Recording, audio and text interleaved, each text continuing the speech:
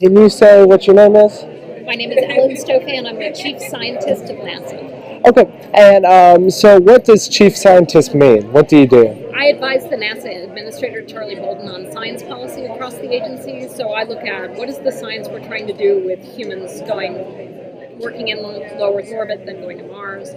How are we looking at all the different areas of science we do, from studying the sun, to studying the universe, to studying this planet, to studying the solar system? What are the connections, and are we moving forward? Wow, so that's a lot. So what's your favorite subject to do? Well, I'm a planetary geologist, so I study volcanoes around the solar system, and in particular, I study Saturn's moon Titan, which is the coolest place in the solar system. Not only is it cold, literally, but it's got lakes and seas of liquid volcanoes. Okay, and then lastly, what are some ideas to really revolutionize NASA and make everyday citizens interested in NASA and its missions?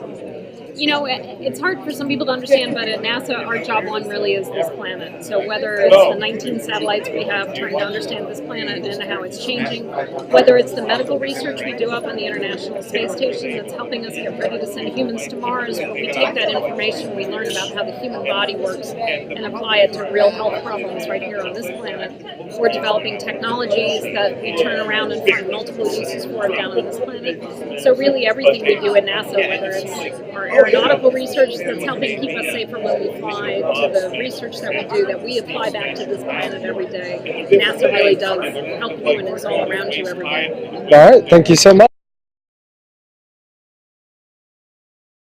Can you say what your name is? Hi, I'm Lindley Johnson. I'm the Planetary Defense Officer at NASA headquarters. Okay, awesome. And what has your career been to get to that point? Oh, well, my bachelor's degree is astronomy and space physics at the University of Kansas. I was in Air Force ROTC, so I went into the Air Force. I had a career in the Air Force for 23 years, doing space situational awareness type systems during that entire career. I worked with NASA actually a lot during my Air Force career as well. And I started to work on asteroids while I was still in the Air Force. The match between surveillance of space for tracking satellites versus all these other objects. We use the same type of techniques and technologies for both. And so that got me interested in the asteroid hazard problem. And it's history ever since. When I retired from the Air Force, NASA said, hey, we got a job for you. And so I've been at NASA for about 12 years now. Oh, that's awesome. I am a Air Force ROTC student at Purdue University. Yeah, so, and there's a lot of Purdue Air Force ROTC students that want to go into space and fiber optics. Can you give any advice to them? Well, first of all, look for assignments, jobs that give you experience in the space arena.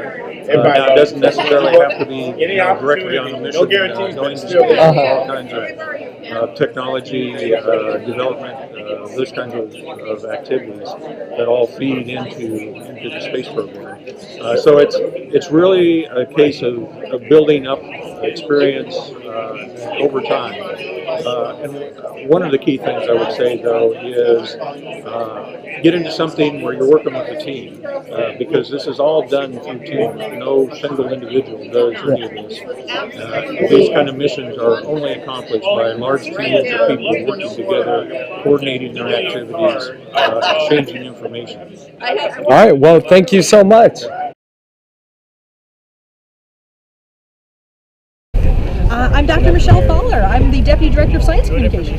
I'm Alex Young. I'm the Associate Director in the Heliophysics Division at Goddard Space Flight Center. Okay, can you repeat about what you talked about the James Webb earlier and what it's going to do? James Webb's amazing. It's the follow-on to the Hubble Space Telescope, and it's going to be powerful enough to see so far away in space that the light took billions of years to get to. It's actually on the order of 12.5 billion years, and that's about when the first stars turned on.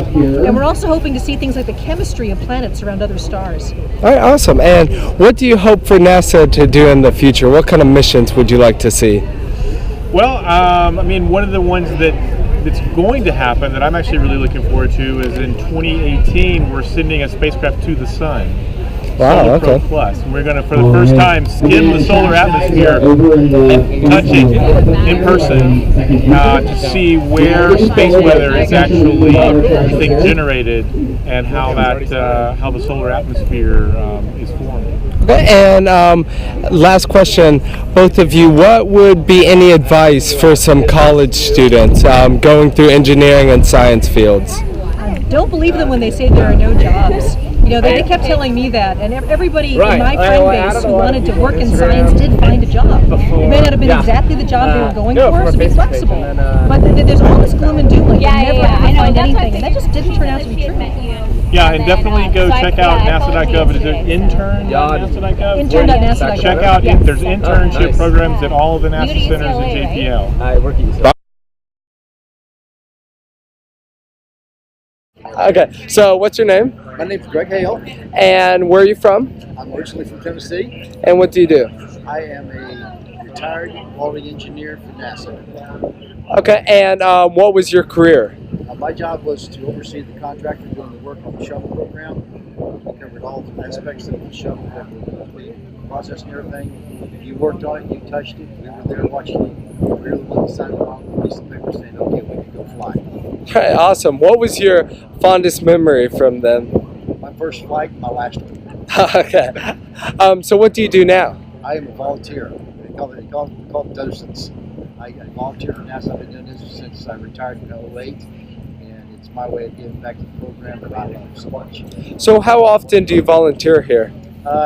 Normally on the average I usually do about 4 to 5 days a month. I'm out here doing some type of tour with groups. Military background, I used to do a lot of the military people come through here.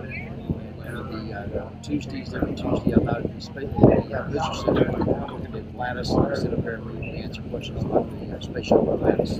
That's awesome. Okay, so what would you like to tell average college students about NASA? Go to work for NASA, you'll love it. There's nothing better than watching a rocket launch that you put a lot of time, energy, and effort in. Until you've done it, it's hard to explain. You just can't put it into words.